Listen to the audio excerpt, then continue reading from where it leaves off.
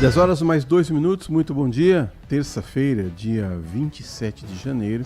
Estamos iniciando a edição de hoje do Manhã Bandeirantes. Queremos contar sempre com a sua participação através do 971021493. 971021493. Você manda sua mensagem de texto e nos ajuda a fazer o programa de hoje. Você pode sintonizar o Manhã Bandeirantes pelos 85,7 faixa estendida do FM. Pode ser pelo YouTube, pode ser pelo Facebook, pode ser pelo bandmulti.com.br. Se você fizer um sinal de fumaça lá na sua casa, vai aparecer lá o link para você acessar o Manhã Bandeirantes. Não tem jeito. Se você quiser, você nos acompanha até às 11h30 da manhã, quando o Carlos Henrique, o CH, vem com o Nossa Área. Vai falar, inclusive, da vitória do Guarani ontem, viu? O Guarani venceu a segunda seguida. Está no grupo de classificação para a segunda fase do Campeonato Paulista. Enquanto isso, nós vamos seguindo aqui com o Alan Zanelato, com Edson Freitas. Eles fazem parte do timão do Gil Kleber, que é o capitão desse time, a gerência de jornalismo do Walter Sena, a direção geral do Rodolfo Neves, e nós vamos aqui com você tocando essa bola. Comigo, como sempre, parceira de todos os dias, de todas as horas, não, quase todas as horas, a Nath Luquezzi. Bom dia, Nath. Bom dia, Edson. Bom dia, você ouvinte. Pois é, mais um dia aqui. Terçamos. Eu acho que terça-feira já dá aquela respirada. A gente consegue começar a semana na terça, né? Porque a segunda tem a preguicite aguda. A terça-feira a gente consegue começar a semana respirando. Só faltam 3 dias para sexta. Pois é. É, quase 4, né? Pois é. Vamos começar falando do tempo, então? Vamos. Porque depois do frio da semana passada, um negócio diferente, atípico aí para essa época do ano, tivemos outono no verão pela primeira vez. Eu não sei se foi a primeira vez, mas desde que estou nesse mundo, foi a primeira vez que eu vi frio em pleno janeiro. Pois é, mas depois do frio, as temperaturas voltam a subir na cidade. Nessa semana, elas podem ultrapassar a casa dos 30 graus. O tempo quente traz também previsão de pancadas fortes de chuvas, que são características de verão, aquelas que ocorrem ali no final da tarde, início da noite. Essas chuvas são chamadas chuvas convectivas, que são essas chuvas típicas de verão e podem provocar também alagamentos, enxurradas e outros transtornos em um curto intervalo de tempo. Então teremos amanheceres com sol, assim a atmosfera vai ficando quente, e às tardes o combo, umidade mais alta temperatura trazem aí as pancadas de chuva em todo o estado. A previsão do tempo para esses próximos dias até quinta-feira indica sim a manutenção de condições típicas de verão em todo o estado. E como eu mencionei, os dias então começam com sol, entre poucas nuvens, enquanto as tardes seguem com um aumento de nebulosidade e aí sim a ocorrência de pancadas de chuvas isoladas. As chuvas são esse resultado da combinação do aquecimento diurno e a elevada umidade disponível na temperatura, podendo ocorrer de forma localizada e com intensidade variável. Então, por isso que às vezes pode chover em algumas localidades, em alguns bairros e outros não. Campinas e Sorocaba podem registrar até 29 graus de máxima até quinta-feira. Inclusive, ainda hoje nós vamos receber o responsável da Defesa Civil, porque tem alerta, por mais que essas chuvas sejam aquelas que a gente fala, né, típica de verão, essas chuvas também podem trazer transtornos à população, então nós vamos trazer esse alerta, entender todos os detalhes ainda hoje no Manhã Bandeirantes. Tá, enquanto você se prepara para a nossa primeira entrevista, deixa eu dar um recado aqui, um recado muito importante, que é o seguinte, olha só, o Plano Vital do Saúde e Beneficência é o plano de saúde completo para a pessoa idosa. Ele oferece atendimento acolhedor e conta com um hospital próprio, o tradicional Hospital Beneficência Portuguesa de Campinas. Além disso, garante cobertura em outros hospitais de referência da região, como a Santa Casa de Valinhos, a Santa Casa de Vinhedo, entre outros, garantindo sempre uma rede ampla em Campinas e região. O plano conta ainda com diversas clínicas próprias espalhadas por Campinas e região, facilitando o acesso ao cuidado da saúde, como acontece na Avenida Andrade Neves e também na Rua Tiradentes, na região da Vila Itapura. E tem um grande diferencial, viu? É um plano sem coparticipação na utilização da rede própria, oferecendo tranquilidade e cuidado integral para quem mais precisa. Tudo isso por um preço acessível e que cabe no seu bolso. Mais informações pelo telefone 19 3500 1500, Plano Vital do Saúde e Beneficência. Envelhecer está nos planos. Cuidar da sua saúde também. Rádio Bandeirantes. Vamos continuar falando de saúde? Vamos. Então, hoje o nosso programa está bem informativo, recheado, e você participa com a gente. Bom, mês de janeiro ganha tons de verde piscina para conscientizar a população sobre o câncer do colo do útero. Doença amplamente prevenível, mas que ainda figura entre as principais causas de morte por câncer em mulheres no Brasil, ocupando aí o 3º lugar. Neste início de ano, a campanha ganha um reforço importante: a ampliação da vacinação contra o HPV, que é a principal forma de prevenção primária da doença, e a consolidação de um novo modelo de rastreamento no país. Para a gente conversar sobre esse assunto, estamos recebendo hoje a Suzana Ramalho, ela que é oncologista do Grupo Sonho. Muito bom dia, Suzana. Seja muito bem-vinda ao Manhã Bandeirantes. Bom dia. Ainda não estamos Ainda com não? a Suzana. Pois é. Então tá bom. Então já. Aliás, esse é um assunto importante. A gente tem Muito falado importante. muito isso, que as campanhas têm sido reforçadas com cores, né? A gente sempre fala. Já falamos aqui várias vezes do Outubro Rosa, do Novembro Azul, e agora o Janeiro Branco, que a gente já falou aqui também. E agora o Janeiro Verde Piscina, Verde é isso? Piscina. E acho muito legal que a gente traz mais um tema da saúde da mulher, porque já tem o Outubro Rosa, né? Mas ele é direcionado ao câncer de mama. E agora a gente traz nesse mês de janeiro o tema que é HPV, né? Que é um dos principais causadores aí dos cânceres, principalmente câncer no colo do útero. Mas tem muito mais pra gente falar sobre esse assunto. Então agora sim, seja muito bem-vinda. Estamos recebendo Suzana Ramalho, oncologista do Grupo Sonho, a quem a gente agradece muito pela disponibilidade. Ótimo dia. Bom dia, Suzana. Bom dia, Nath. Bom dia. Bom dia a todos os ouvintes da Rádio Bandeirantes. Obrigada pelo convite. É um prazer estar aqui com vocês hoje. O prazer é todo nosso. Eu queria começar falando exatamente... Pedir só para você ligar a sua câmera, se se você Suzana, puder ligar a câmera... para você aparecer aqui pra gente. Que também tem o nosso canal do YouTube, né? Pelo nosso... Rádio Bandeirantes Campinas, no nosso canal do YouTube, você consegue acessar, você consegue participar, você também ouvinte, Rádio Bandeirantes Campinas. Se não der só o áudio também, não tem problema, o importante é a informação ser passada para o nosso ouvinte. Deu certo, Su?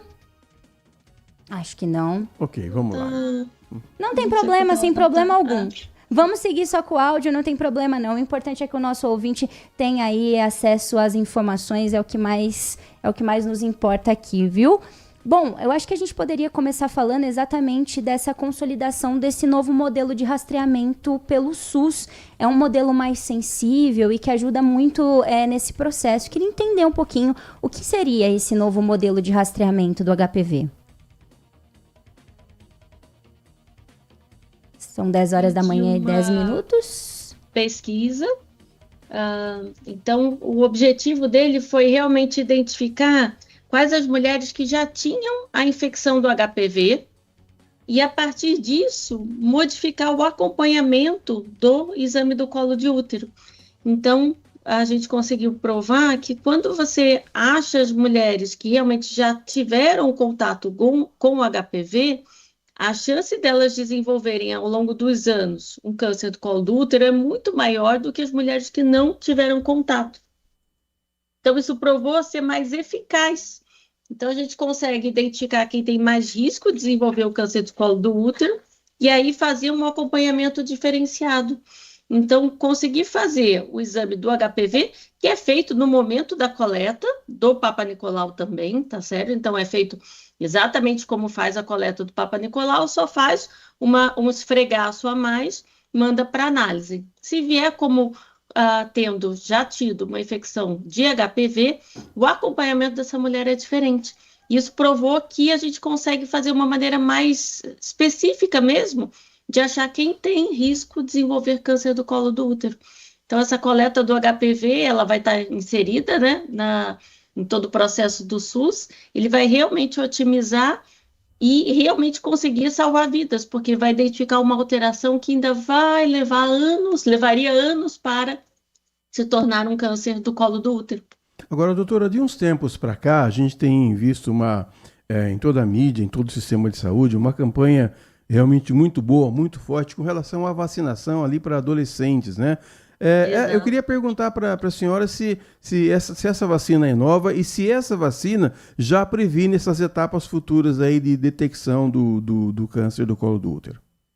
Olha, excelente pergunta, muito obrigada. A vacina do HPV, ela está disponível pelo sistema de saúde, já está disponível desde 2014. Então, já temos aí mais de 10 anos que a vacina está no calendário vacinal, né, disponível para a população de meninos e meninas entre 9 e 14 anos. O que a gente consegue fazer nessa situação? A gente consegue que a vacina seja dada numa faixa etária em que os meninos e meninas não tiveram início de atividade sexual. E aí a vacina do HPV, como toda vacina, ela induz uma reação imune no organismo. Ou seja, o organismo entende o que é aquele vírus, se organiza, faz uma reação imunológica e cria o que a gente chama que é a imunidade. Então, quando a gente vacina um menino ou uma menina contra o HPV, a gente faz com que o organismo dela se organize e crie uma resistência para aquele vírus. De modo que, em algum momento da vida, quando aquela menino ou menina tiver em contato com o HPV, o mais comum, né, é via atividade sexual, se tiver contato com o HPV, o organismo vai conseguir fazer uma resposta adequada e aquele vírus não vai virar uma infecção persistente. Porque a diferença que acontece é que se você nunca foi vacinado contra o HPV, quando acontece de você entrar em contato com o vírus do HPV, o seu organismo faz uma resposta que não é igual à resposta da vacina, ela é uma resposta que é uma infecção mesmo, persistente. Então, essa infecção persistente, ao longo dos anos, vai levando a transformações no colo do útero até que vai evoluindo para um câncer invasivo. Então, essa aqui é a grande diferença, o que a vacina faz, né? Ela prepara o organismo de maneira que, quando tiver algum contato com HPV, ele não vai gerar uma infecção que não vai virar um câncer de colo de útero.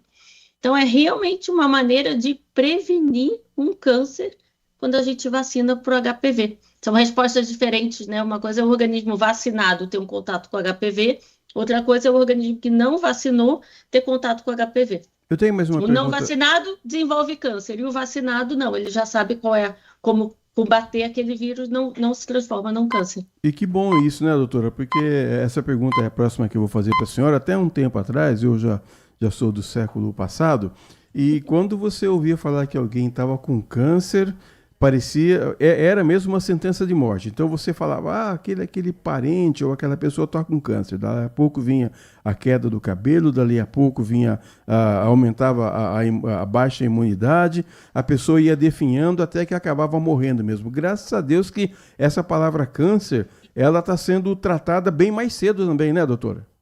Com certeza, e é uma questão que a gente reitera bastante, sabe, que o tratamento do câncer, ele tem mudado cada vez mais. Vacinar as crianças, né, as meninos e meninas contra o HPV é uma maneira, sim, de prevenir um câncer, né, e é uma maneira, das poucas maneiras, né, que a gente tem tão adequada, né, em vários cânceres, né. Então, o câncer de colo do útero, ele tem uma vacina, né, que previne o desenvolvimento dele. Quer dizer, é algo que a gente tem que cada vez ampliar mais, vou até reiterar esse fato, né? Então, lembrar que vacinar seu filho, sua filha, contra o HPV é um ato realmente de prevenir um câncer no seu filho, na sua filha. Ele é uma vacina que tem que ser dada nessa faixa etária justamente para ser algo que seja muito efetivo. Como toda vacina, especialmente uma vacina recombinante como essa, ela é extremamente segura e é uma situação que a gente tem que ampliar cada vez mais, porque a quantidade de meninos e meninas vacinados para HPV no Brasil ainda é muito baixa. Lembrando, inclusive, que são 2 doses. Então, eventualmente, a gente até consegue vacinar um pouco mais da população com a primeira dose, mas muito frequente falhar a segunda dose. Então, reiterando, né? Vacinar as crianças para o HPV, meninos e meninas, vai prevenir desenvolver câncer do colo do útero e, especialmente para os meninos, não só deles transmitirem, né, o HPV, como diminui o risco de algumas outras alterações de verrugas genitais e mesmo de câncer de pênis. Então, realmente é algo importante para a gente vacinar os meninos e meninas, e ainda temos uma população não tão, com uma cobertura vacinal que a gente chama não tão adequada. Doutora, e quando a gente fala de ISTs, surgem muitos preconceitos ligados a isso. Eu acho que a nossa função aqui é desmistificar. Quando a gente fala em HPV, muitas das vezes, quando principalmente uma mulher contrai, ela foi vítima de uma traição e tudo mais. Mas é possível desenvolver a doença e ela se manifestar só depois de alguns anos? Sim, com certeza. A gente entende que a infecção do HPV, ela pode levar anos para desenvolver um câncer do colo do útero. Então, normalmente a infecção, ela leva pelo menos 10 anos para de uma infecção do HPV virar um câncer invasivo. O câncer do colo do útero, ele vai progredindo, na maioria das vezes, lentamente. E é por isso que, quando você consegue detectar a infecção do HPV, o ginecologista ele consegue avaliar se tem alguma alteração no colo do útero e, eventualmente, fazer retiradas, o que a gente chama de cone. Então, qualquer alteração no colo do útero, ao longo desse tempo, se a paciente tem a infecção do HPV, ele consegue ir detectando e ir tratando e realmente impedir que se transforme num câncer do colo do útero. Então, isso é importante explicar, né? A infecção do HPV, ela é extremamente comum na população, se estima que 80% da população tenha tido contato com o HPV, isso é importante. Não é todo mundo que tem o contato que eventualmente pode desenvolver o câncer, tá certo? Mas se aquilo se transforma numa infecção persistente, ao longo dos anos ele pode virar câncer. E existem várias alterações que vão acontecendo lentamente no colo do útero. E é por isso que quando a gente identifica uma paciente com o HPV, o ginecologista já vai acompanhando e pode ir fazendo o que a gente chama de pequenas ressecções e tratar uma lesão antes dela virar câncer. Então, realmente impedir que, mesmo com a infecção do HPV, não tenha nenhuma complicação e nada, aquelas alterações do colo do útero não virem um câncer. Doutora, então, é bem importante isso de explicar, né? Que a infecção é comum, mas não são todos que desenvolvem a evoluir para o câncer. Doutora, nosso ouvinte, Adriano Vermelho, bom dia, Adriano, ele está perguntando para a senhora o seguinte, ele diz assim, doutora, essa vacina também sofre algum tipo, vamos dizer, de preconceito nos mesmos moldes que a vacina do Covid a enfrenta ainda, e mais com as crianças com esse pensamento anti-vacina, o pensamento atrasado, talvez aí disseminado pela família. Ele quer saber se acontece mais ou menos a mesma coisa, se há, em resumo, se há um preconceito contra essa vacina, contra o HPV. A senhora responde para o Adriano Vermelho. Bom, Adriano, muito obrigado pela pergunta. A vacina do HPV ela tem duas questões importantes, que realmente, primeiro a questão que tem todo alguns grupos, né, anti-vacina, e aí eles incluem todas as vacinas na mesma visão, né? Nem todas as vacinas são desenvolvidas iguais. Então, específico, a vacina do HPV é uma vacina extremamente segura, né? Então, tem uma tecnologia de desenvolvimento muito segura e muito efetiva, né? Então, acho que com a Covid tiveram várias outras questões associadas a eventualmente reações, mas a vacina do HPV ela é extremamente segura. Ela é tão segura que a faixa etária que é prevista para ela ser dada é uma faixa etária realmente cedo, porque a gente começa vacinando entre 9 e 14 anos. Então, não tem nenhuma questão para o desenvolvimento desse menino, dessa menina, não tem nenhuma reação importante para o menino ou para a menina receber a vacina entre 9 e 14 anos. O que existe, além da questão assim, de ser vacina, existe a questão do HPV de ser realmente uma infecção sexualmente transmissível. Então, existia ainda, por parte da mentalidade de alguns pais e mães, uma angústia, pensando se eventualmente a vacinação iria induzir ou iria possibilitar que a criança, né, o menino ou menina, tivesse um início de atividade sexual. Não há nenhuma relação de uma situação com outra, né? O objetivo realmente da gente vacinar nessa faixa etária é realmente vacinar antes de um contato, né, sexual, mas uma vacina nessa faixa etária, bem explicada, ou mesmo colocada, ó, é uma vacina para prevenir uma infecção, ela não tem como mudar ou induzir nenhum comportamento numa criança. Isso tem que ser uma coisa bem colocada, né? Porque isso é uma angústia que vem dos pais, né? Levar uma criança para vacinar é a rotina, né? Até os 5 anos é uma rotina do calendário vacinal. A questão da faixa etária que é a partir dos 9, mas tem que entrar no mesmo raciocínio. É completar a carteira vacinal, é deixar a criança segura e diminuir o risco dela desenvolver algum câncer. Doutora, o HPV ele pode ser transmitido durante o momento ali do parto? O HPV, normalmente, o risco de transmissão no parto, eu acho que até existe também, eventualmente vaginal, mas acho que é considerado muito pequeno, sabe? Não é previsto de ter um contato, uma transmissão para o bebê. Então, normalmente, não é previsto de ter vamos dizer assim, realmente uma infecção de HPV transmitida num parto, eventualmente, talvez fosse um parto vaginal, mas não acredito. Perfeito. As crianças, bebês, elas não têm esse contato não desenvolvem HPV, não têm contato com HPV nesse momento, não. Perfeito, muito obrigada, doutora Suzana. Nós conversamos com a doutora Suzana Ramalho, ela é oncologista do Grupo Sonho. Muito obrigada, acho que foi bem esclarecedor e volte sempre, seja sempre muito bem-vinda aqui ao Manhã Bandeirantes. Com certeza, obrigada pelo convite e pelo momento, né, de esclarecimento para a população. Muito bom. Vamos para um break? Sim, vamos. Na volta, temos muito mais Manhã Bandeirantes para você. Manhã Bandeirantes.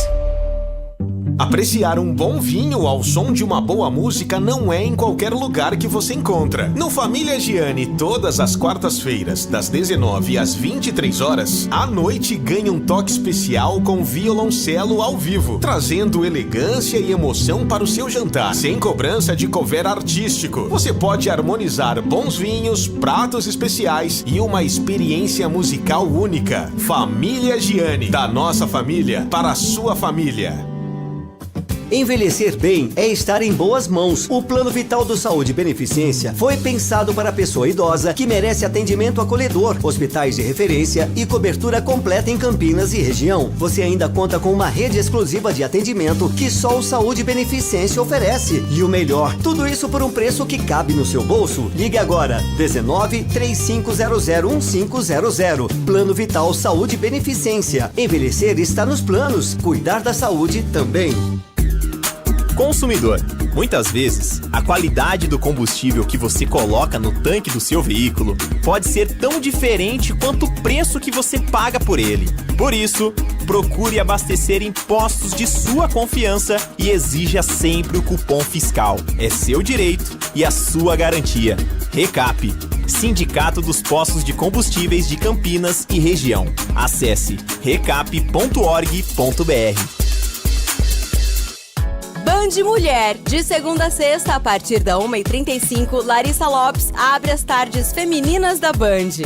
Um programa com tudo sobre o universo feminino. Traz assuntos do seu dia a dia sobre saúde, família, carreira, moda, beleza e muita novidade sobre o universo dos famosos com a Nath Lucchesi.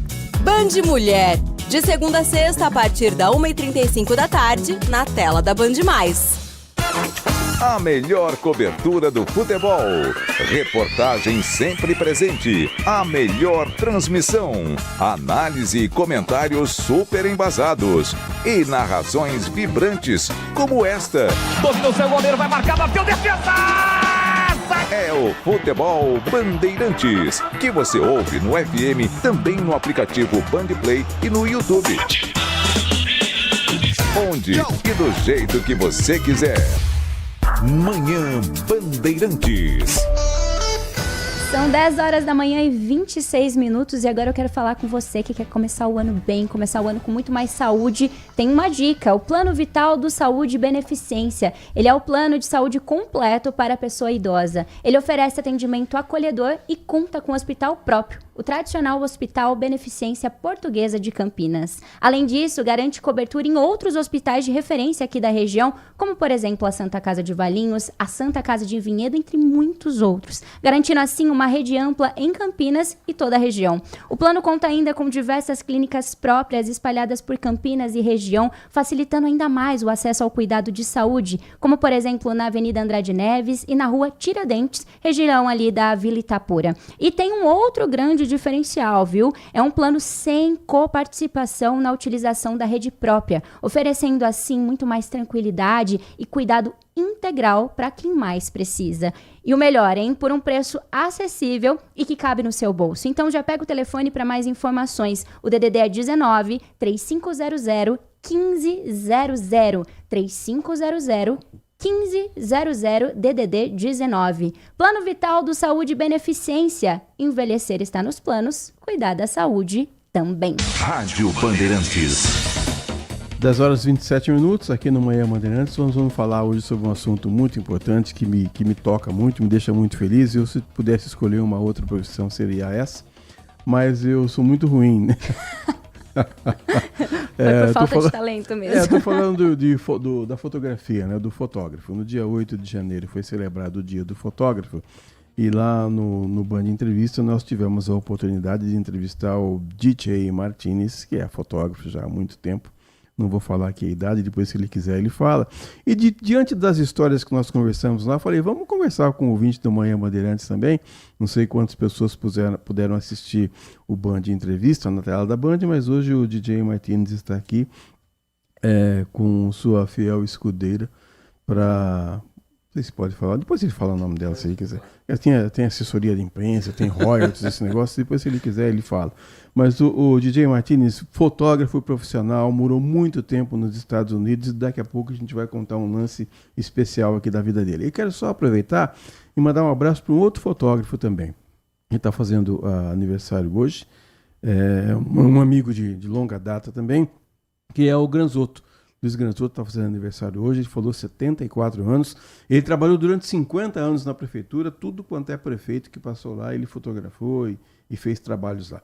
Esse mundo da fotografia é fantástico, hein, DJ Martinez? Obrigado por ter vindo aqui aos estúdios da Bandeirantes mais uma vez. Bom dia, é um prazer estar aqui com vocês, gente. Muito obrigado. O mundo da fotografia é aquilo que eu falo, né? Faz parte da minha vida já, né, Edson? Eu vivo a fotografia, então todo dia que eu saio de casa, tudo para mim é fotografia, né? Então já são 43 anos, indo para 44 anos agora em 26, trabalhando com a fotografia e vivendo praticamente só da fotografia. E a esposa é fotógrafa também? Graças a Deus. Graças a Deus. A Carol já tem mais de 10 anos de estrada e... ela se especializou na parte de partos, né? De gestante, partos. Então é algo que eu já fiz muito, mas deixei para ela essa parte aí agora. Excelente profissional também. Às vezes ela faz algumas fotografias que eu fico olhando e falo, meu Deus, como é que você conseguiu fazer isso aqui? Entendeu? Realmente me surpreende, me impacta.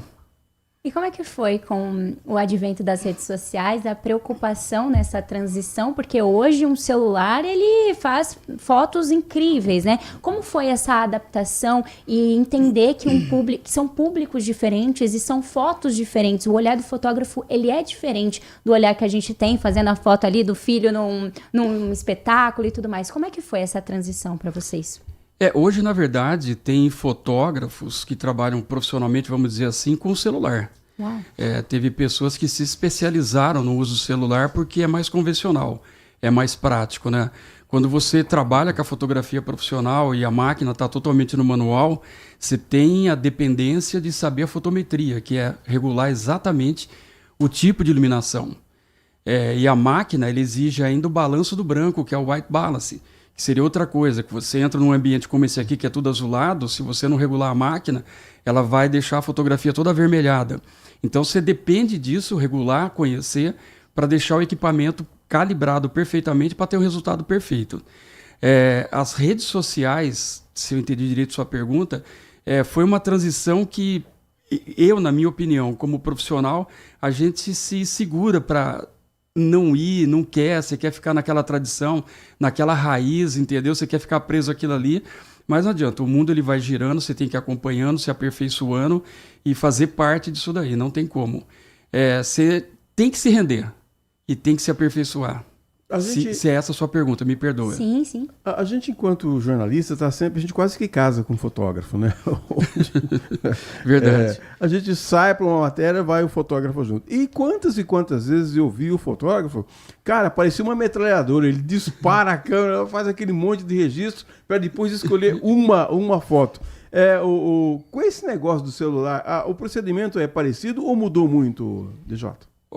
Deixa eu só voltar um pouquinho, Edson. O que acontece hoje, por exemplo, se você tem uma câmera última geração com uma quantidade de pixel extravagante, muitos fotógrafos chegam a filmar o evento e depois ele pega o frame da filmagem, por causa da qualidade. Então isso evoluiu. Tá? Então, na verdade, você deixa meio que de ser fotógrafo, mas está acontecendo muito isso. Então você pega equipamentos de última geração, você filma um evento e depois você picota os quadros.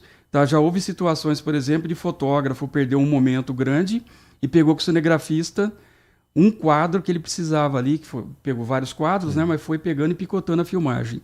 Tá? No fotojornalismo, dependendo do que você está falando, eu estou falando porque eu participei, né, como fotojornalista, trabalhei como fotojornalista há bastante tempo também. Então, assim, em certos momentos você tem que metralhar mesmo, porque você precisa de uma foto. Então você não pode se dar o luxo de vou bater uma, não.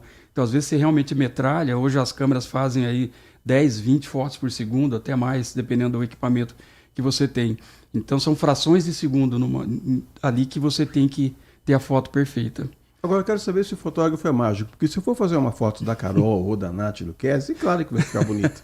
Né? Olha o fundo. Agora, se você for fazer uma foto minha, por exemplo, você tem lá um retoque, alguma coisa. Tá querendo confete. Esses meninos do estúdio aqui, por exemplo, dá pra recuperar isso? Não, eles não dá, eles não tem mais recuperação. Só oração. Só oração, só a graça. Tá, mas você tá bonitão. É engraçado, né? É uma brincadeira, mas é algo que todo mundo fala, né? Você vai fazer fotos nos eventos, todo mundo comenta, depois faz um Photoshop, tira essa manchinha, não sei o quê. E sempre quer uma correçãozinha, mas as pessoas são o que são e a fotografia mostra a realidade, é a beleza da realidade.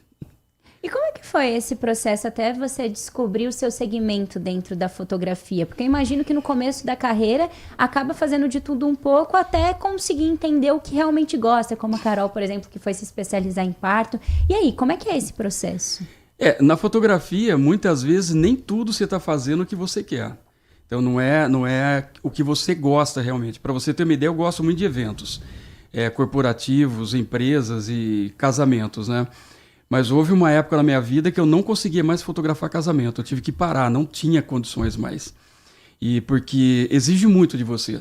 Então, além de você ser fotógrafo, você tem que ser psicólogo, psiquiatra, você tem que... Sem contar aqueles caras chatos que ficam passando na frente Tem muito, e quer te levar... Não, faz essa foto, e quer te ensinar, né? Eu tive muito problema com isso também. Então, assim, durante um tempo eu tive que parar. Parei por 5 anos, quase 6 anos. Eu estava nos Estados Unidos nessa época, o pessoal ligava, mas eu falava que estava com a agenda cheia.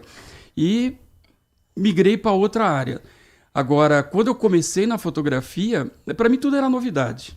Então foi um percurso longo até você ir separando, tirando o que você gosta, o que você não gosta, né? E eu fui mais para a área de eventos mesmo, eventos sociais e empresas.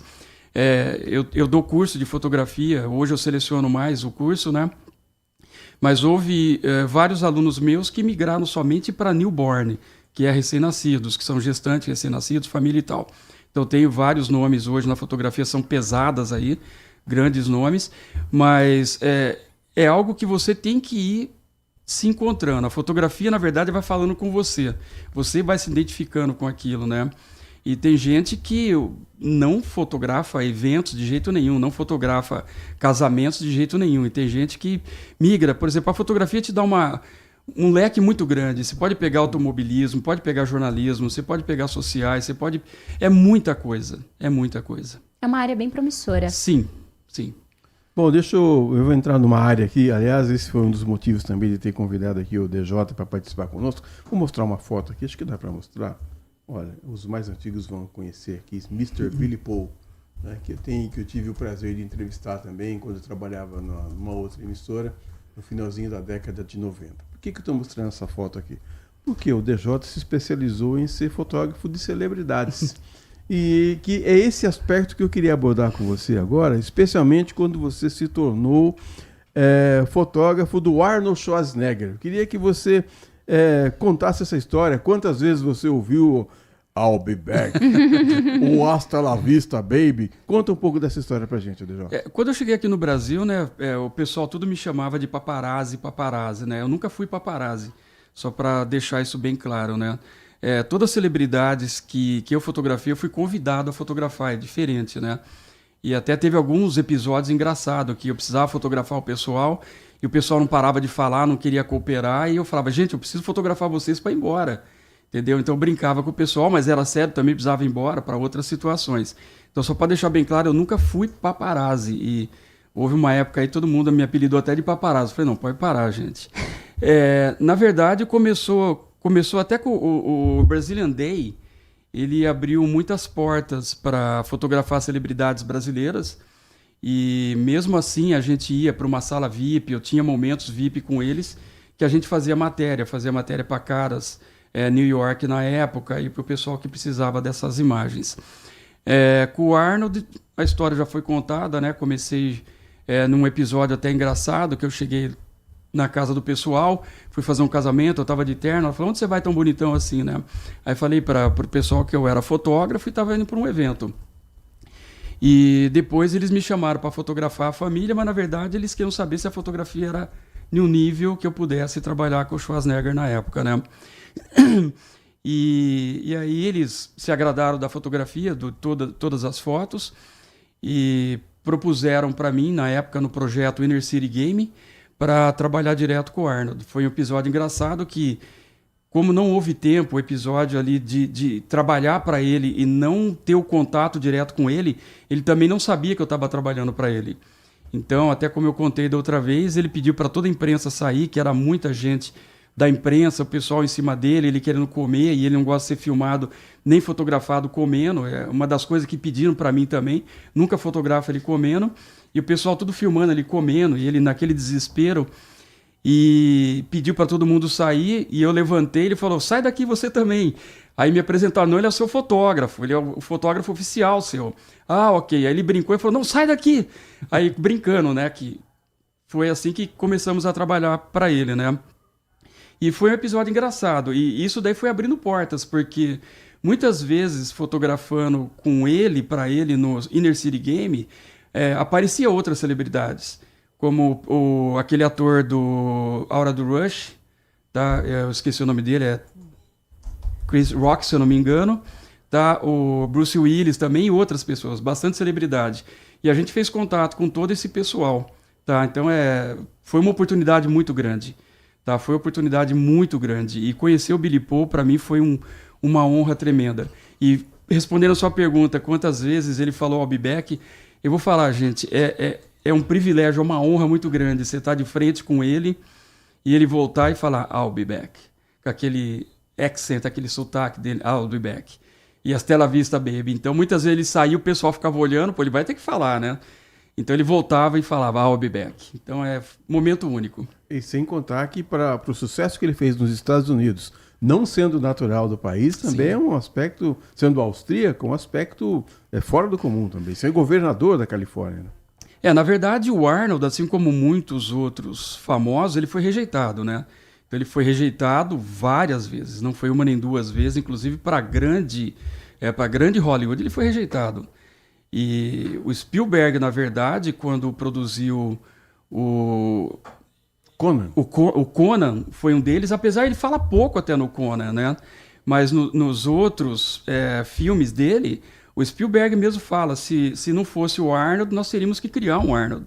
Por causa do corpo dele, do físico dele, e por causa do próprio sotaque dele, né? E o jeito dele, ele é meio, humanamente falando, ele é meio máquina, né? Você olha para ele e parece realmente meio um robô, às vezes o jeito dele falar, o jeito meio durão dele, ele não vira muito o pescoço, ele vira o corpo inteiro, parece uma coisa meio robótica. E isso levou ele para um auge que ninguém consegue bater.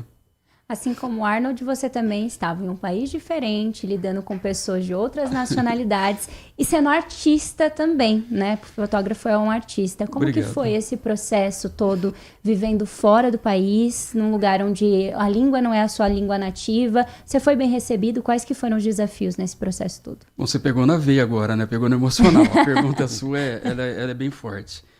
Na verdade, quando eu cheguei nos Estados Unidos, eu não falava uma palavra de inglês, né? Eu decorei uma palavra só, que era I don't speak English, que tive que decorar para entrar na imigração.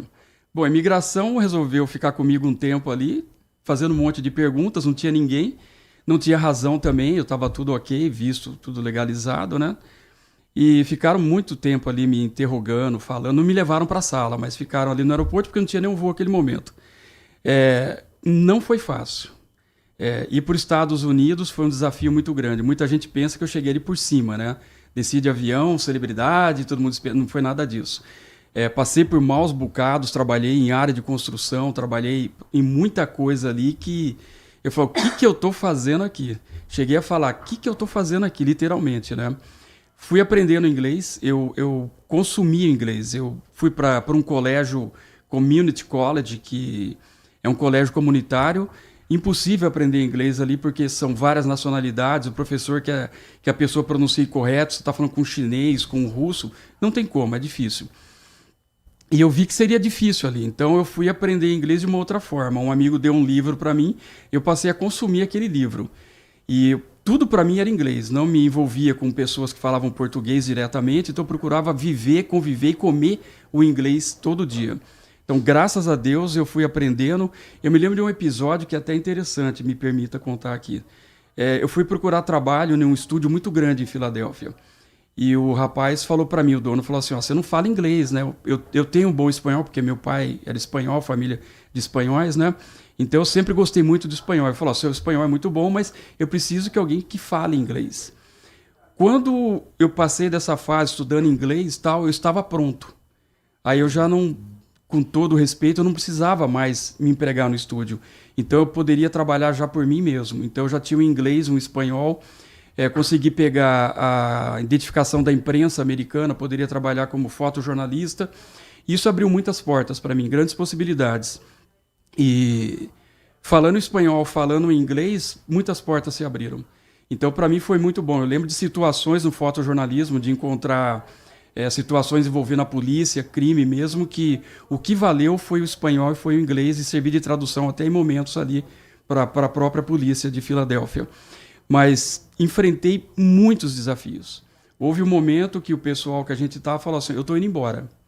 Se você quiser ir, você vê o que você quer fazer. E já fazia alguns aninhos que a gente estava ali. Por quê? Eu peguei o Bush Pai. O Bush Pai estava em guerra, o país entrou em guerra, entrou numa recessão muito grande. Para você ter uma ideia, eu comecei a trabalhar de graça para umas empresas para saber trabalho para quando o país voltasse eu estaria pronto.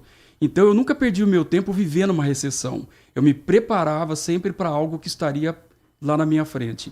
Então eu nunca fui o tipo de pessoa que senta e vamos ver o momento. Não, eu esperava para o momento para estar pronto para aquele momento. Então desculpa ser um pouco longo aqui na sua resposta, que realmente é longo. Mas assim, houve muitos desafios. E quando propuseram da gente desistir e voltar para o Brasil, eu falei, não, eu não desisto. Eu não desisto porque quando Deus me levou para os Estados Unidos, Ele me prometeu algo grande.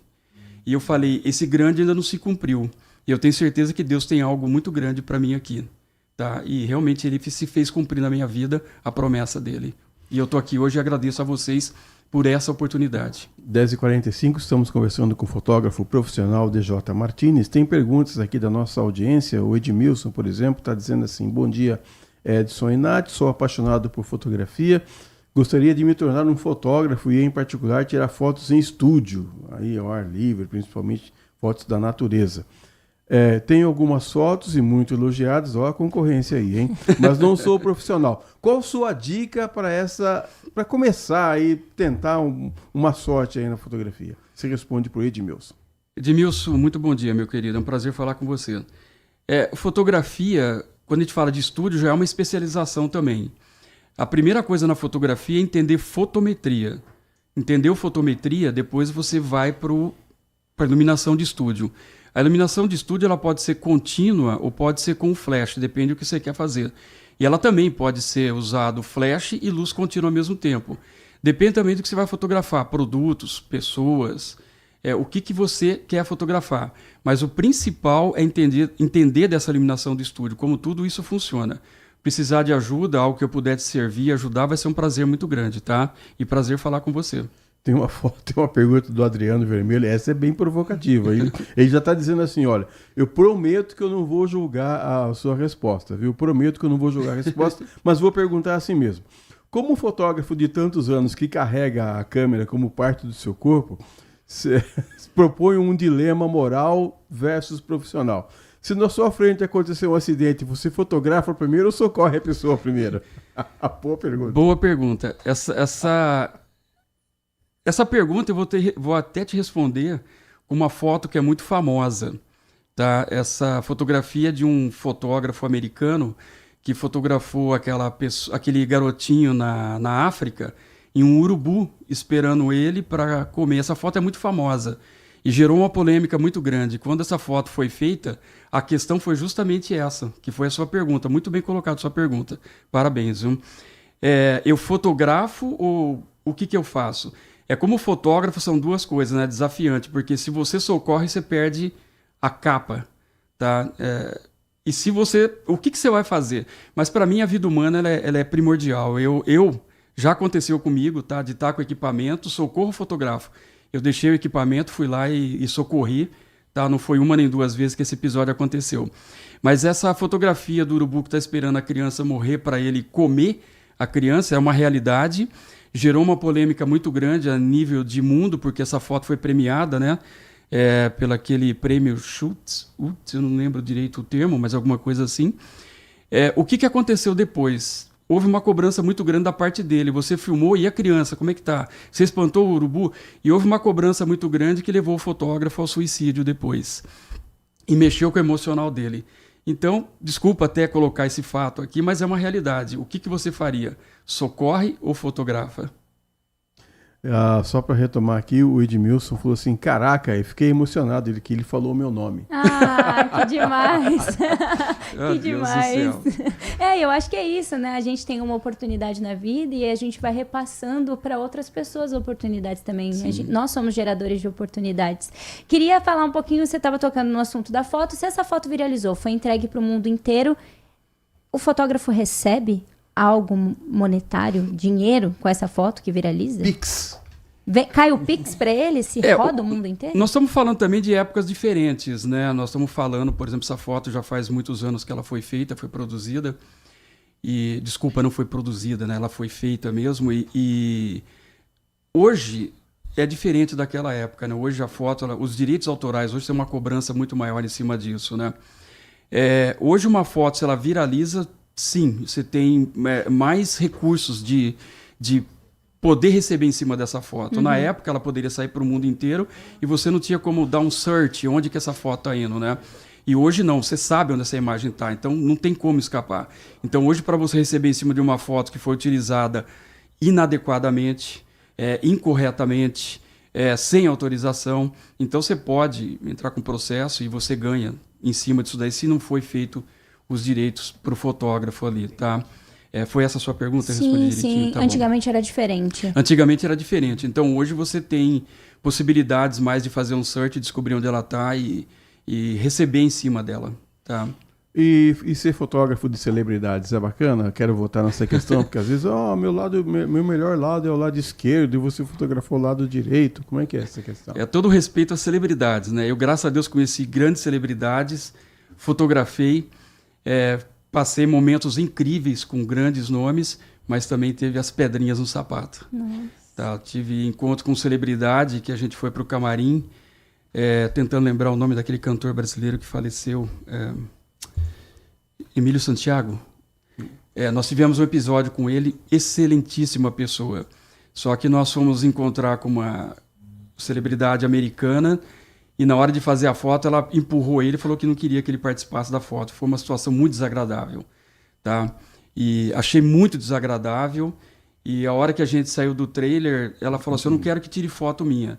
Aí eu chamei todos os fotógrafos nós estávamos uns 20 mais ou menos ali, e falei assim, ó, ela falou que não quer que fotografe ela com flash.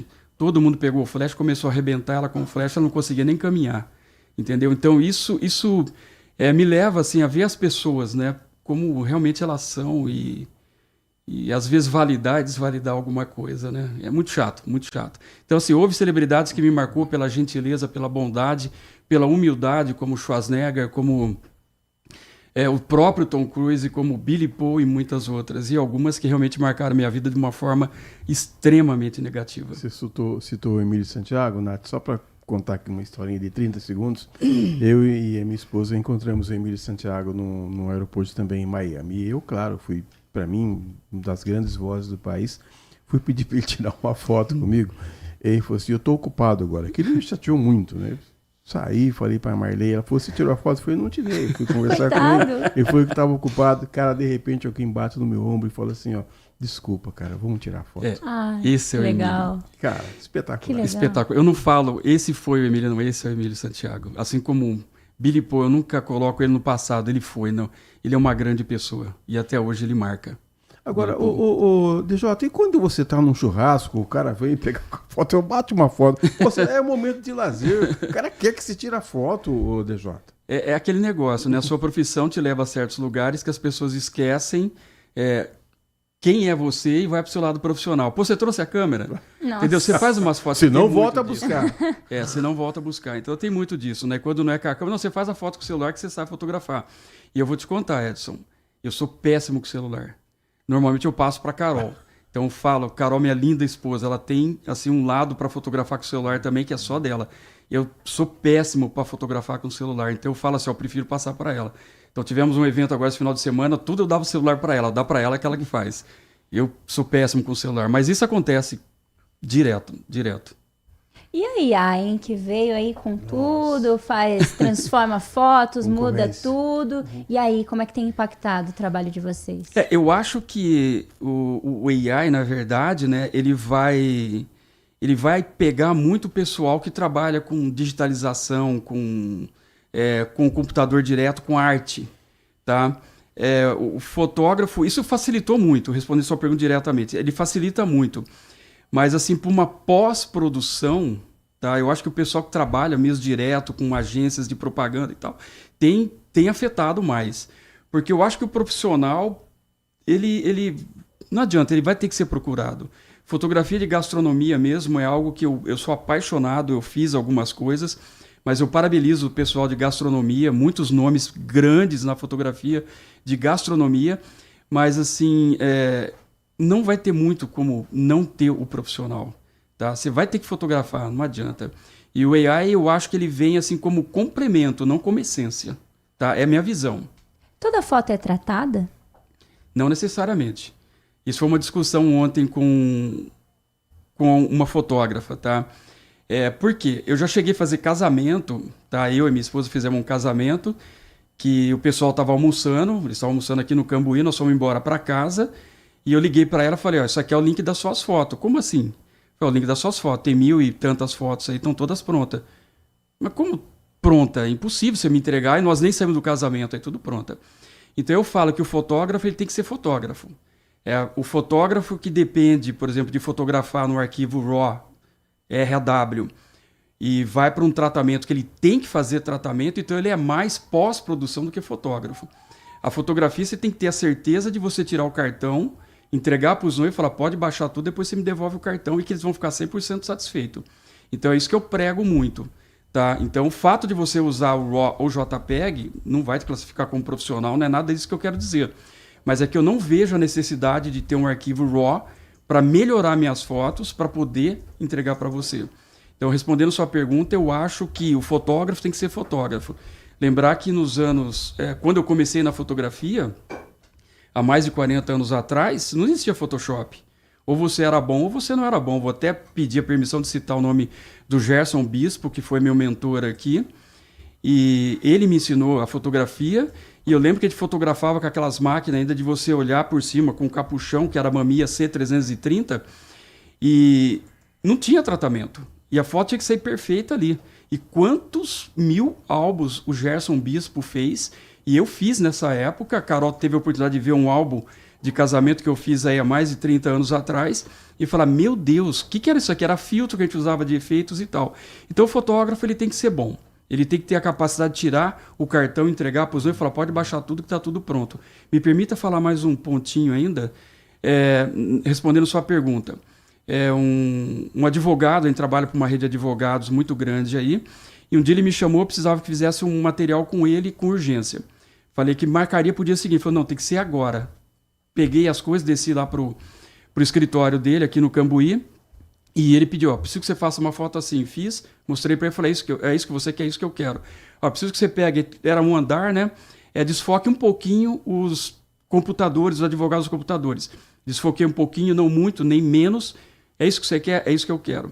Preciso que você pegue uma foto aqui e saia toda a cidade lá atrás. Entender que a cidade está tudo no meio do sol, e você está numa sala com a luz artificial própria. Eu tenho que equalizar a luz da cidade com a luz daqui. Como que eu faço? Em 5 segundos você tem que ter o problema resolvido. Fiz essa foto, mostrei para ele isso que eu quero. Na hora de ir embora, eu falei assim, eu vou baixar todas as fotos lá e depois eu te entrego. Ele falou, não, me dá que o cartão já baixa no meu laptop que eu estou mandando para Brasília. Essas fotos vão para Brasília agora, que vai para uma revista, assim, explicou tudo aquilo ali. O problema começa aí. E se eu tivesse fotografado tudo em RAW, em RAW? Ele é advogado, ele não trabalha com artes. Como que vai transformar esses arquivos em JPEG se ele não tem um programa para isso? Entende? Mas não estou dizendo que não podia. Ele poderia esperar se eu sou um fotógrafo que só faz em RAW. Não estou botando na cruz, pelo amor de Deus, gente que está ouvindo, o pessoal que fotografa com RAW. Eu estou falando da minha particularidade. Baixou todas as fotos, mandei tudo para ele ali na hora e tal. Uns 2 meses depois eu estava na rua dando um curso de fotografia ali. Ele passou por mim, aí ele estava com a revista e falou, a revista é para você, tá aqui a capa das suas fotos que você fez e tem mais o recheio dentro. E aí ele brincou, sem tratamento. Aí ele pegou e foi embora. Então eu acho que isso, na verdade, separa um profissional dos outros. Fazer uma fotografia que você pega o filme e pode revelar que vai estar tudo perfeito e não precisa de Photoshop. Não vou dizer que essa vai ser a minha última pergunta, porque eu pretendo entrevistar você outras vezes também, mas eu quero perguntar para você o seguinte, qual foi a foto que você pegou na mão e falou assim, poxa, eu queria ter feito essa foto? Pergunta boa, hein? Você fala uma foto que eu vi de um outro fotógrafo. Olha, Edson, excelente pergunta, eu já vi várias fotos, sabe?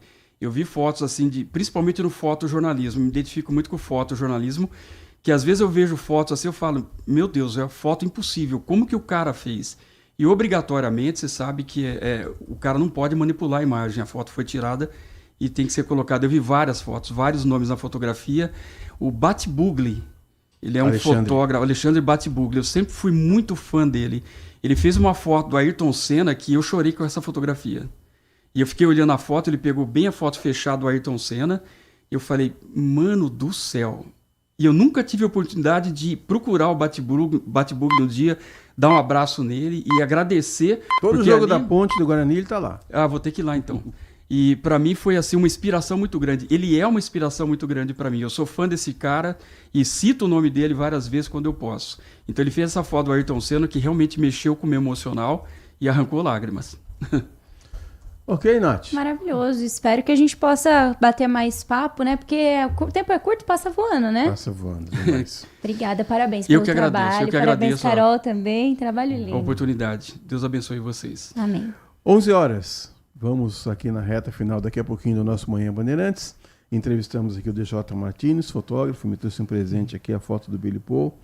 Realmente fiquei muito emocionado.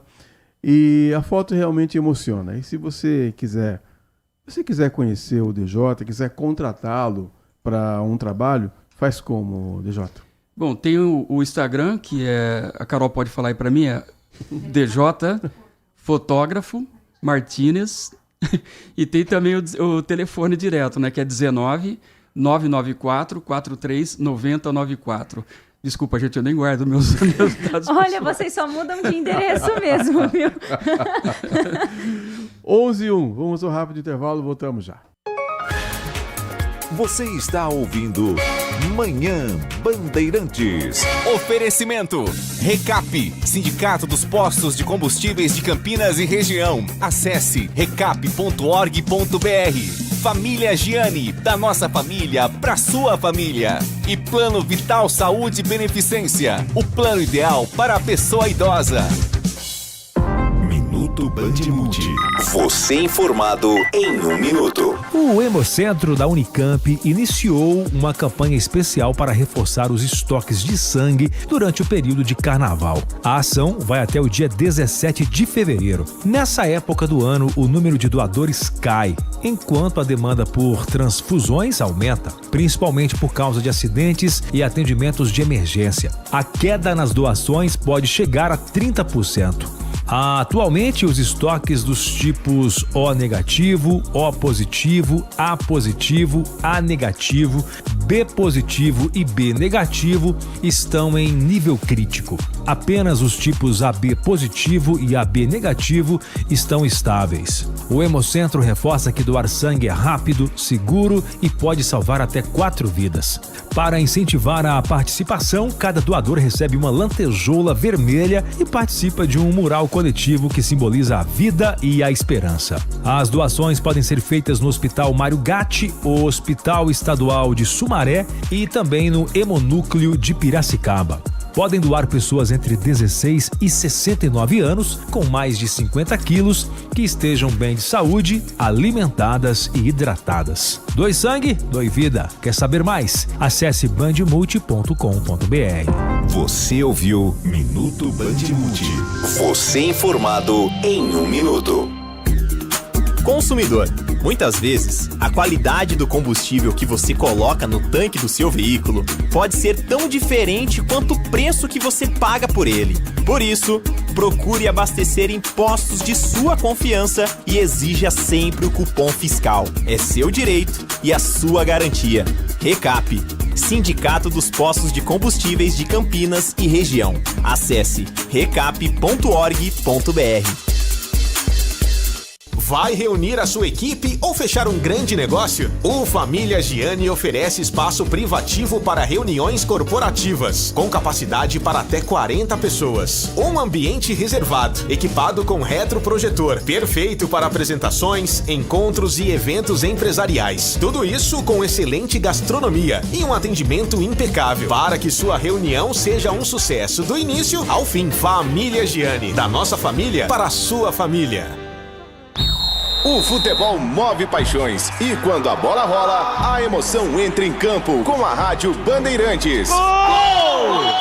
No FM 85,7 e no YouTube /Rádio Bandeirantes Campinas. Futebol de qualidade comprovada, com a melhor equipe esportiva do interior. Líder de audiência, eleita para o hall de notáveis da ACESP. Um show de narração, comentários e informação. Rádio Bandeirantes Campinas. Aqui, a torcida vibra junto.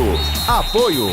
Seara está presente há mais de 65 anos nos lares brasileiros, oferecendo qualidade superior, sabor e inovação. Rocha Autopeças, há 33 anos, oferecendo o melhor para você. Sicredi, do seguro ao consórcio, do cartão à carteira digital. Não é só dinheiro, é poder contar com um gerente que só tem uma meta: te ver bem. Abra sua conta no Sicredi. Aroma das Ervas, especiarias e temperos requintados. Acesse aromadeservas.com.br. Desktop é bicampeã como a melhor internet do estado de São Paulo. Desktop.com.br. KS Tubos, Válvulas e Conexões. Soluções para você, consumidor final, seu negócio ou indústria. Acesse kstubos.com.br. Logos Materiais Elétricos, há mais de 35 anos oferecendo os melhores produtos, preços competitivos e cobre qualquer oferta da concorrência. Manhã Bandeirantes. São 11 horas da manhã e 5 minutos. E no começo do programa eu comentei que nós iríamos ter um bate-papo aqui com o pessoal da Defesa Civil, porque a Defesa Civil do Estado de São Paulo reforça as orientações preventivas à população durante a ocorrência de tempestades, chuvas conectivas típicas de verão e que podem provocar alagamentos, enxurradas e outros transtornos em um curto intervalo de tempo. E para a gente entender mais detalhes, estamos recebendo hoje o Major Fiorentini, ele que é diretor da Divisão de Respostas da Defesa Civil, a quem a gente deseja um excelente dia. Muito bom dia, seja muito bem-vindo ao Manhã Bandeirantes. Bom dia, Nath. A gente que agradece a possibilidade de conversar com toda a audiência aí da Rádio Bandeirantes. É muito importante realmente passar todas essas orientações para o período que nós vamos enfrentar. Ô Major, bom dia. Uma pergunta que eu queria fazer para o senhor. Olha, infelizmente, né, todo dia a gente vê notícia na televisão de pessoas que não acreditam na força da água. Eu gostaria que o senhor desse esse recado para a gente começar o nosso papo, Major. Olha, Edson, é muito importante realmente a gente conversar e realmente passar a questão da mudança de cultura, da questão de entender o risco, da autoproteção. Então, nesse período de chuvas, a gente até aqui na Defesa Civil do Estado está com um aviso para esse período. Então, até quinta-feira nós temos um regime de chuva muito típico de verão. Então, são aquelas tempestades com uma intensidade até acentuada no período da tarde, final da tarde. Então, primeiramente, o que a população ela tem que entender são algumas ações muito importantes, né? O primeiro é realmente saber, procurar entender como que vai estar o clima no dia. Então, tendo essa possibilidade de tempestades fortes no período da tarde, para que ela já se programe nesse período, não marque principalmente atividades a céu aberto. Então evitem locais abertos, parques, se tiver algo que seja necessário fazer na rua, é importante tentar mudar essas questões, né? O segundo é ficar atento aos alertas da Defesa Civil. Então hoje a Defesa Civil ela encaminha aqueles alertas que a população recebe no celular, com orientações e com realmente informando sobre a possibilidade de chuvas, e ele tem validade por 2 horas. A partir daí é importante que a pessoa realmente não saia, se ela estiver dentro da sua residência, no seu local de trabalho, aguarde um pouco para sair, né? A gente sempre comenta, vale mais esperar um pouquinho ali, 30 minutos, 1 hora, mas realmente estar num local seguro, não se colocar em risco. E realmente depois é a questão de não enfrentar locais alagados, inundados. São vários riscos que podem estar escondidos. Então, muitas vezes um bueiro, um buraco que a pessoa não sabe. Geralmente a profundidade ela pode estar um pouco mais alta. Numa enxurrada, uma quantidade muito pequena de água já é suficiente para arrastar uma pessoa. Então, como você bem disse, Edson, a gente até acompanhou aí aqui, infelizmente, na cidade de São Paulo no fim de semana, um senhor que foi arrastado, que foi retirar o seu carro ali que estava num local de enxurrada. Então, a gente sabe da questão do material, né, do bem material, mas é muito importante a gente ter a noção de autoproteção, de segurança, de nunca se colocar em risco. Então, são orientações básicas que a população tem que entender e realmente ter essa mudança de comportamento. Agora, Major, mais uma questão.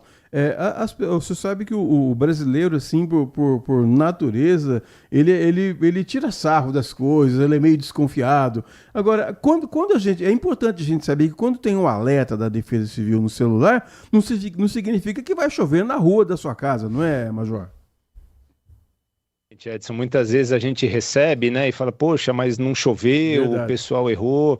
É que o que a população tem que entender é que quando nós emitimos esse alerta, essa chuva de verão, ela realmente tem uma característica, muitas vezes nas grandes cidades, a gente citando Campinas, aqui São Paulo, isso aí a gente percebe. Muitas vezes chove em uma determinada região da cidade e na outra região não chove, né? Então, quando nós encaminhamos o alerta aqui no Centro de Gerenciamento de Emergências da Defesa Civil, nós traçamos um polígono. Então, nós colocamos uma determinada região e o Cell Broadcast, que é esse alerta que a população recebe no telefone, ele vai abranger todos os aparelhos celulares que são servidos por uma antena daquela determinada região. Então, realmente, isso pode acontecer em um determinado local, até pela questão da chuva, ela pode mudar o local de abrangência, tudo. Então, são questões que podem acontecer. Mas o que é importante, né, a população entender que realmente em uma outra determinada região, a população está recebendo e realmente vai ter o risco. Independente de ter ou não a presença da chuva, nesse período é muito importante a população acreditar e realmente naquele período não enfrentar, né, não sair do onde ela esteja. Se estiver na rua, procure um local seguro, coberto, fique longe de árvores, de estruturas metálicas, placas, que são todos são materiais ali que podem gerar um risco muito grande para essa população. Major, você tocou num ponto super importante que muitas pessoas às vezes estão já ali trafegando, estão em estradas e tudo mais. Qual que seria a orientação para o motorista que está em uma estrada ou não tem muito como voltar para casa, está muito longe de casa? Quais seriam essas orientações aos motoristas nesse caso? Olha, Nath, novamente, né, isso daí realmente pode acontecer. Então, o que a gente orienta primeiramente? Da pessoa já logo no início do dia, ela realmente buscar essa informação, né? Então, hoje a previsão meteorológica, ela tem uma assertividade muito grande, a gente pode, até questão de horário, ali por volta de determinado período da tarde, tem uma possibilidade maior de chuva ou não. Então, primeiro, o que a gente orienta para que a população tente colocar na sua rotina e evitar realmente esse período que tem uma possibilidade maior de chuva. Ela já estando trafegando, estando na rua, ou na cidade, ou numa estrada, ficar atento aos sinais, né? Então a gente já começa a perceber sinais ali de mudança de tempo e o principal, ficar atento aos alertas da Defesa Civil. Recebendo esse alerta de imediato, né? Não pense assim, eu acho que eu consigo chegar, eu estou muito próximo da minha residência ou do meu local de destino, só falta um pouquinho. Então, realmente, às vezes esse pequeno período para chegar nesse local pode causar um transtorno muito grande. Então, de imediato, já busque ali um local seguro, uma edificação, um posto.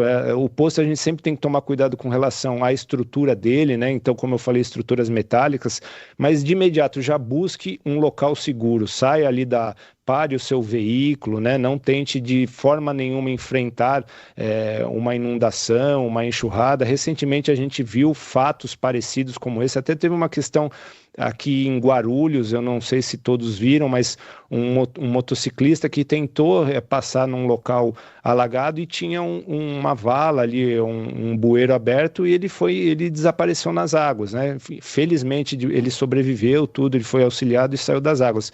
Mas são todas questões de muito risco. Então, uma enxurrada, 30 centímetros de água já é possível que arraste um veículo. Então, as orientações principais da população, realmente, fique atento à previsão meteorológica, aos alertas da Defesa Civil e adote medidas aí de segurança, de autoproteção. É muito importante. Major Fiorentini, eu tenho mesmo uma pergunta para o senhor. Acho que é impossível a gente não citar esse fato, porque nós tivemos esse final de semana uma passeata lá em Brasília, todo mundo na chuva, caiu um raio, as pessoas andando desprotegidas. Queria que o senhor também desse um alerta para essas pessoas também. Eu sei que cada um tem que se manifestar do jeito que quiser, mas tem hora que tem que ter bom senso também, não é, Major? Sem dúvida, né? Assim, novamente, né, a orientação, isso daí serve para qualquer tipo de local aberto. Então, às vezes a pessoa está no seu momento de lazer ali na praia, numa piscina, em um parque. A questão é esse regime de chuva aqui no período de verão, ele tem essa característica. Então, realmente são períodos curtos com uma intensidade grande. Então, dentro dessa questão da tempestade, pode ter a presença de raios, a presença de chuvas realmente com uma intensidade maior. Então, novamente, estando ali no local, pode ser um evento esportivo, qualquer tipo de evento em local aberto, não permaneça de forma nenhuma. De imediato ali saia daquele local aberto, se coloque em um local seguro. Nós temos aqui no Centro de Gerenciamento de Emergência ferramentas específicas para detecção de raios. Então a gente tem essa atenção quando ocorre algo, né, de atenção. Então a gente faz uma análise do deslocamento, do vento, todo esse regime, e a gente envia esses alertas. Então é importante que a população, estando em um evento similar a esse, recebendo o alerta, deixe esse local, né? Nesse período aí de vigência do alerta, que é de 2 horas, procure um local abrigado. Isso é muito importante, vai fazer muita diferença. Realmente adote essa postura de autoproteção. Major, nós fomos surpreendidos na semana passada com um frio fora de época. Por quê? Por qual situação esse frio veio? Não foi um frio, né? Mas as temperaturas caíram bastante, tivemos um clima típico de outono, um tempo típico de outono. Por que isso aconteceu? E é esperado mais umas acas, mais frentes frias mesmo nesse período de verão? A questão do frio, então nós passamos períodos de um calor até excessivo, né? Vocês vão se lembrar que a gente teve um período aí de uma onda de calor aqui no estado, né? Então nós até emitimos aí avisos à população relacionados a isso. E quando vem a frente fria que quebra essa situação de um calor um pouco mais extremo, ela dá essa possibilidade de uma entrada de uma massa de ar frio. Então, realmente acontece é muito característico em outros períodos, né? Então, a gente realmente percebe em outros períodos do ano essa presença. Geralmente, quando passa a frente fria, que vem muito relacionado a chuvas, nos períodos, nos dias seguintes, muitas vezes o céu está muito claro, né? Então, sol, a gente tem essa presença, mas realmente tem essa incidência aí de uma... de temperaturas um pouco mais baixas. Com relação às acas também, a gente está vivendo aí a influência do Laninha. Então são períodos aqui, principalmente no sudeste do estado, tem até para a população que não sabe, né, as acas são as zonas de convergência do Atlântico Sul. Então, geralmente, quando passa uma frente fria e ela está atuando muitas vezes no litoral do estado, a umidade que vem ali da Amazônia forma um corredor e ela começa a incindir, né, em um determinado local do país, e aí por um período de mais de 4 dias a gente tem essa influência de umidade, de chuva localizada. Aqui no estado de São Paulo, recentemente, até essa frente fria que passou, a gente não caracterizou uma zona de convergência, mas a gente pôde verificar nos estados vizinhos. Então, ali no Rio de Janeiro, Minas Gerais, Espírito Santo, foi muito clara, né, essa atuação da zona de convergência. Então, realmente, nesse período tem essa possibilidade, e isso requer uma atenção um pouco maior da população, mas aqui na Defesa Civil do Estado nós estamos atentos com relação a isso, e havendo uma possibilidade de algo parecido com isso, com uma passagem de frente fria, de algo parecido, nós vamos emitir os alertas, os avisos a toda a população. Muito bem, muito obrigada. Obrigado, Major. A gente agradece aqui pelas conclusões, pelas ajudas, pelas dicas, pelas dicas, e é sempre um prazer recebê-lo aqui no Manhã Bandeirantes. 11h19, vamos a um rápido intervalo, voltamos já. Manhã Bandeirantes. Minuto Bandmuti. Você informado em 1 minuto. O exame prático para tirar a Carteira Nacional de Habilitação em São Paulo passou por mudanças importantes. A principal delas é o fim definitivo da prova de baliza. Outra novidade é que agora os candidatos podem fazer o exame em carros automáticos, desde que o veículo esteja cadastrado e não precise de adaptações especiais. A mudança leva em conta o aumento de carros automáticos nas ruas e amplia as opções para quem vai fazer a prova. Com isso, a avaliação fica focada apenas na etapa de circulação. O trajeto continua o mesmo, com atenção às conversões à direita e à esquerda, uso correto da seta, parada em local permitido e direção segura no trânsito. Essas mudanças fazem parte do programa CNH Paulista, que tem como objetivo simplificar o processo, reduzir custos e melhorar a experiência dos candidatos. As novas regras valem para todo o estado de São Paulo. Quer saber mais? Acesse bandmulti.com.br. Você ouviu Minuto Bandmuti. Você informado em 1 minuto.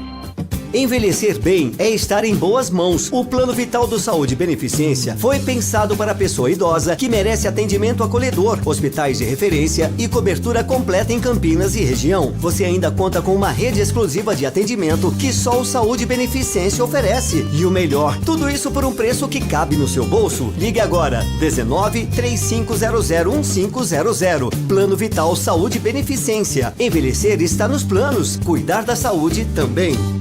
Sabe aquele almoço perfeito para o seu dia? No Família Giani você encontra almoço com 2 opções de cardápio executivo, preparados com sabor, carinho e qualidade. Um ambiente acolhedor, ideal para o seu almoço de trabalho ou para um momento especial em família. E o melhor, o Família Giani abre todos os dias, das 10 às 23 horas, esperando por você. Família Giani, da nossa família, para a sua família. Consumidor, muitas vezes, a qualidade do combustível que você coloca no tanque do seu veículo pode ser tão diferente quanto o preço que você paga por ele. Por isso, procure abastecer em postos de sua confiança e exija sempre o cupom fiscal. É seu direito e a sua garantia. Recap, Sindicato dos Postos de Combustíveis de Campinas e Região. Acesse recap.org.br. Manhã Bandeirantes. Mais 22 minutos. Se vocês soubessem o papo que rola no intervalo aqui, estavam discutindo aqui, depois de discutir o sexo dos anjos, o pessoal resolveu discutir agora se a mãe do ouriço sofre durante o parto. Pelo amor. Por que será? Ah, sei lá. Vamos falar de coisas interessantes? Vamos falar de fatos verídicos? A Rafaela Oliveira, do portal bandmulti.com.br, está aqui com os destaques do portal hoje. Bom dia, Rafa. Bom dia, Edson. Bom dia, Nath. Bom dia. Um dos destaques do portal aqui, vendo ao vivo, é que o responsável por um canil clandestino foi preso em Charqueada, que fica ali próximo a Piracicaba, por manter 60 cães da raça Shih Tzu em condições insalubres. As imagens, elas são realmente fortes. Ai, meu Deus. 60 cães. Por que o cara faz isso, né? Não tem lógica, né? Você for pensar bem. Ai, meu Deus, que dó. Bom, outro destaque é que o Detran está estudando retirar a baliza do exame da CNH. Ufa. O que... Mas vai colocar uma outra manobra, não vai? Exato. Então está sendo analisado toda essa situação, porque a gente já teve mudanças para tentar diminuir o preço da baliza. E, segundo o órgão, a finalidade é um modelo de avaliação mais moderno, objetivo e focado na condução segura e responsável. Então, a gente vai continuar acompanhando e todos os detalhes estão no portal bandmulti.com. Então, quem vai tirar a carteira, quer tirar a carteira esse ano, pode ficar por dentro dessas mudanças lá no portal. Uma das mudanças você não vai precisar fazer a baliza, mas vai ter que aprender a estacionar de frente. Essa é uma... Eu não dirijo ainda, é mais difícil? Também. É mais difícil? Não sei. Eu acho mais fácil. Mais fácil? Eu reprovei na baliza, então... Então essa medida foi bem-vinda. Muito bem-vinda. Entendi. Bom, a gente está acompanhando a nossa equipe do esporte do Band Multi. Aqui a gente tem derby esse final de semana no sábado. Verdade. Então, nossa equipe já está acompanhando as movimentações. Tem matéria sobre o Guarani ter vencido a Ponte Preta, derrubado o jejum de 20 anos. A Portuguesa e entrado no G8. Então, todos os detalhes estão lá com a nossa repórter Maria Eduarda Lopes. Poxa vida, é verdade. O derby 213, no ano passado a gente teve 4 derbys. Tivemos bastante derby. O Guarani não ganhou nenhum, viu? Inclusive um. Então o pessoal tá mordido, ainda mais agora que o Guarani tem 8 pontos, está no grupo dos classificados para a próxima fase. E a Ponte é o pior time em 5 jogos, só tem um empate. A Ponte está bem encaminhada para o rebaixamento para a Série A2. Eu duvido dizer isso para o torcedor Ponte Pretano, mas a Ponte é o seguinte, ela tem não caiu ainda não, viu, gente? Tem 3 jogos aí, vai jogar agora contra o Guarani, joga contra a Portuguesa fora e contra o São Paulo em casa. Tem que somar pontos. Não tem jeito. Então não adianta ficar aqui, como eu falei, discutindo o sexo dos anjos. Tem que entrar no campo e botar a bola na rede, né? E a gente vai acompanhar a Rádio Bandeirantes, o portal Band Multi, a TV Band Campinas, toda essa situação. E para fechar aqui, um carro foi apreendido com uns 560 evasões de pedágio e 316 multas de trânsito aqui na cidade de Campinas. O carro era com placa de Hortolândia e ele foi localizado pela Polícia Militar Rodoviária ali pela rodovia Ademar Pereira de Barros. Isso aconteceu por volta das 6h30 de ontem. Então, somando todas as dívidas desse carro, tanto pela evasão do pedágio, tanto de multa de trânsito, são mais de 54 mil reais em multas. Então é aquela coisa, né? A gente volta a falar sobre segurança no trânsito, CNH, tem que ter responsabilidade, né, Edson? Deixar 54 mil de multa, acho que ele vai deixar o carro lá no pátio. Melhor, acho que é mais fácil. Eu acho que ele não vai retirar mais esse carro de lá, não. Meu Deus! Obrigado, Rafa. Obrigada. Tchau, tchau. 11 horas e 26 minutos. Tem uma notícia importante aqui. A área de relevância de interesse ecológico da Mata de Santa Genebra, que é administrada pela Fundação José Pedro de Oliveira, está oferecendo diversas opções de visitas monitoradas. Já foi a Mata de Santa Genebra? Nunca fui, nunca vale tive a pena, viu? Tem umas espécies bacanas lá para você ver. Os roteiros variam de 1 a 11 quilômetros, depende da sua disponibilidade, né? do seu condicionamento físico, e possibilitam aos visitantes uma experiência aprofundada de contato com a natureza, com explicações sobre biodiversidade, história e características da área protegida. É bom que a visita é monitorada, né? Os profissionais, os guias, vão explicando para você passo a passo. Já foi para Foz do Iguaçu? Nunca fui também. Nossa, eu não tô viajada nem passeada, né? Nossa, Preciso parar de trabalhar e passear um pouquinho mais. Foz do Iguaçu também tem um passeio legal que você faz.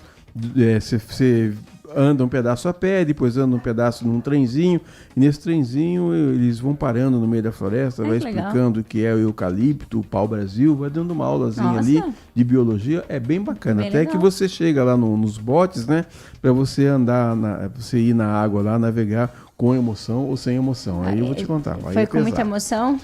Com emoção ele vai debaixo da catarata lá. Nossa, deve ser muito legal. É bonito. Você estava falando dos ouriços e eu fui pesquisar, porque eu acho que todo assunto pode ser pauta, né? E sabia que os ouriços, eles não nascem completamente... A gente estava achando que os ouriços nasciam pelo menos pelados, né? Sim. Completamente pelados, mas eles não nascem. Eles nascem com espinhos, mas eles são macios e brancos. E aí eles são cobertos por uma membrana. E aí depois, nas primeiras horas, para não machucar a mãe, então eles para evitar ali ferir a mãe durante o parto, então eles nascem com esses espinhos subdérmicos que ficam escondidos numa camada fina de pele. Aí sim, depois das primeiras horas de vida, essa membrana seca, aí os espinhos vêm e aí pode machucar. Então, não, eles não nascem 100% peladinhos. Eu vou te contar, você era só o que faltava. A gente fica curioso, né? Meu Deus, olha só, também tem um destaque importante aqui também, que está aqui no portal da Prefeitura, eu estava olhando aqui. Sim, dizer aqui que tem um trecho da rua Irene Palma, no Jardim São Francisco, que vai ficar fechado para obras, viu? É importante você que passa ali por essa região, Jardim São Francisco, no distrito do Ouro Verde. O bloqueio vai ocorrer amanhã, no período das 9 até as 5 da tarde, viu? A ação é necessária para obras da rede de gás, à altura do número 317 ali. Então, algumas vias ali, entre as ruas Jaçanã e João Antônio de Menezes, o desvio será pelo entorno ali. A região vai estar fechada, mas os técnicos e os profissionais da ENDEC vão estar ali também para te ajudar a escapar do trânsito ruim. Muito bom. Vale lembrar também que o prazo para adesão ao Simples Nacional em 2026 termina nessa próxima sexta-feira, então já deixa anotado na agenda, dia 30 de janeiro, e para que a opção seja deferida, as empresas interessadas devem regularizar todas as pendências exigentes junto à Prefeitura, Estado e União, como débitos fiscais ou irregularidades cadastrais. É isso? É isso. Espero vocês, então, na tela da Band, às 1h30 da tarde com o Band Mulher e 10 para 7 da noite. Ontem teve Dança do Ventre. Você viu? Alibaba. E você, às 10 para 7 da noite, volta também, junto com o Walter Senna, certo? Isso, exatamente, no Band Cidade. 11h29, amanhã a gente volta com mais uma edição do Manhã Bandeirantes. Até lá, um grande abraço, fiquem com Deus. Tchau. Manhã Bandeirantes. Oferecimento